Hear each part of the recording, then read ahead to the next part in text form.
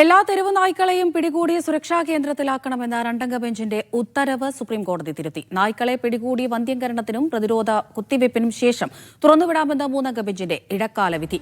എന്നാൽ പേവിഷബാധയുള്ളവയെയും അക്രമകാരികളെയും തുറന്നുവിടരുത്. പൊതുയിടങ്ങളിൽ നായ്ക്കൾക്ക് ഭക്ഷണം നൽകുന്നതും വിലക്കി. മൃഗസ്നേഹികൾക്ക് തദ്ദേശ സ്വയംഭരണ സ്ഥാപനങ്ങളുടെ അനുമതിയോടെ ദത്തെടുക്കാമെന്നും ഇടക്കാല ഉത്തരവ്. ഡി ധനസുമോദ് ഡൽഹിയിൽ നിന്ന് വിവരങ്ങൾ നൽകാനായി ചേരുന്നുണ്ട്. ധനസുമോദ്, നമുക്കറിയാം ഇത് ഡൽഹിയിലെ മാത്രം പ്രശ്നമല്ല, രാജ്യത്തുടനീളമുള്ള ഒരു പ്രധാനപ്പെട്ട വിഷയം തന്നെയാണ്. ഇതിപ്പോൾ കോടതിയുടെ പരിഗണനയ്ക്ക് വരുമ്പോൾ എന്തൊക്കെ കാര്യങ്ങൾ പരിഗണിച്ചിട്ടുണ്ട്? അതുപോലെ തന്നെ കഴിഞ്ഞ തവണത്തെ ആ ഒരു ഉത്തരവ് ഈ കൂട്ടത്തോടെ കേന്ദ്രത്തിലേക്ക് മാറ്റുക എന്നുള്ളൊരു കാര്യത്തെ എങ്ങനെയാണ് മൂന്നംഗ ബെഞ്ച് കണ്ടത്?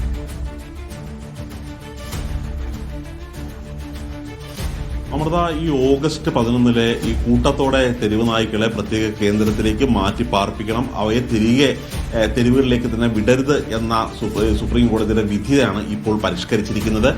മാത്രമല്ല, ഈ തെരുവ് നായ്ക്കളെ പിടികൂടി വന്ധ്യംകരണം നടത്തിയതിനു ശേഷവും പ്രതിരോധ കുത്തിവയ്പ്പുകൾ നടത്തിയതിനു ശേഷവും ആരോഗ്യകരമായി പ്രവർത്തിക്കുന്ന തെരുവ് നായ്ക്കളെ തിരിച്ച് തെരുവുകളിലേക്ക് തന്നെ വിടാം. അത് എവിടെയാണോ പിടികൂടിയത് അവിടെ തന്നെ തിരികെ വിടാം എന്നുള്ളൊരു കാര്യം സുപ്രീം കോടതി ഉത്തരവിട്ടിട്ടുണ്ട്.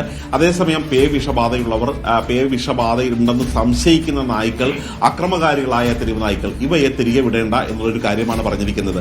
മാത്രമല്ല, ഇക്കാര്യത്തിൽ ഒരു ദേശീയ നയം തന്നെ രൂപവൽക്കരിക്കേണ്ടതുണ്ട്. ഇക്കാര്യത്തിൽ എല്ലാ സംസ്ഥാനങ്ങളുടെയും കേന്ദ്രഭരണ പ്രദേശങ്ങളുടെയും അഭിപ്രായം തേടേണ്ടതുണ്ട്. കാര്യം, ഇപ്പോൾ നിലവിലെ ഒരു വിധി സുപ്രീം കോടതി ഇട്ടിരിക്കുന്നത് തലസ്ഥാന നഗരവും തലസ്ഥാന നഗരത്തോട് ചേർന്ന് കിടക്കുന്ന ഹരിയാനയിലെ ഗുഡ്ഗാവ്, നോയിഡ, ഉത്തർപ്രദേശിലെ നോയിഡ, ഫരീദാബാദ് തുടങ്ങിയ സ്ഥലങ്ങൾ മാത്രമാണ്. ഇത് കേവലം ഒരു തലസ്ഥാന നഗര മേഖലയിൽ മാത്രം നിൽക്കേണ്ട ഒരു പ്രശ്നമല്ല, ഇത് രാജ്യമെമ്പാടുമുള്ള ഒരു പ്രശ്നം തന്നെയാണ്. അതുകൊണ്ട് തന്നെ സംസ്ഥാനത്തെ എല്ലാ ചീഫ് സെക്രട്ടറിമാരും കേന്ദ്രഭരണ പ്രദേശങ്ങളിലെ സെക്രട്ടറിമാരും ഇക്കാര്യത്തിൽ അഭിപ്രായം പറയണം. മാത്രമല്ല, മറ്റു ഹൈക്കോടതികൾ ഇതുമായി ബന്ധപ്പെട്ട കേസുകളുണ്ട്, അതിന്റെ അപ്ഡേറ്റുകൾ അറിയണം. ഹൈക്കോടതിയിലെ കേസുകളെല്ലാം സുപ്രീം കോടതിയിലേക്ക് തന്നെ മാറ്റുകയാണ്.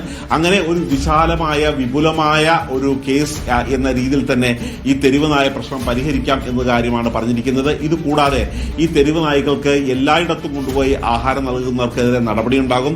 ഈ തെരുവ് നായ്ക്കളെ ദത്തെടുക്കാനുള്ള സൗകര്യം ഉണ്ടാകും. അതിന് പ്രത്യേകം അപേക്ഷ നൽകി തദ്ദേശ സ്വയംഭരണ സ്ഥാപനങ്ങൾ അപേക്ഷ നൽകിയാൽ അവർക്ക് ദത്ത് കൊടുക്കാൻ കഴിയും.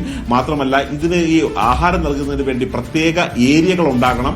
അവിടെ വെച്ച് മാത്രമായിരിക്കണം ഭക്ഷണം നൽകേണ്ടത്. കൂടുതൽ സ്ഥലങ്ങളിൽ എല്ലായിടത്തും കൊണ്ടുപോയി ഭക്ഷണം നൽകുകയാണെങ്കിൽ അവർക്കെതിരെ കർശനമായ നടപടി ഉണ്ടാകും എന്നുള്ളൊരു കാര്യം കൂടിയാണ് സുപ്രീം കോടതി ഇപ്പോൾ വ്യക്തമാക്കിയിരിക്കുന്നത്.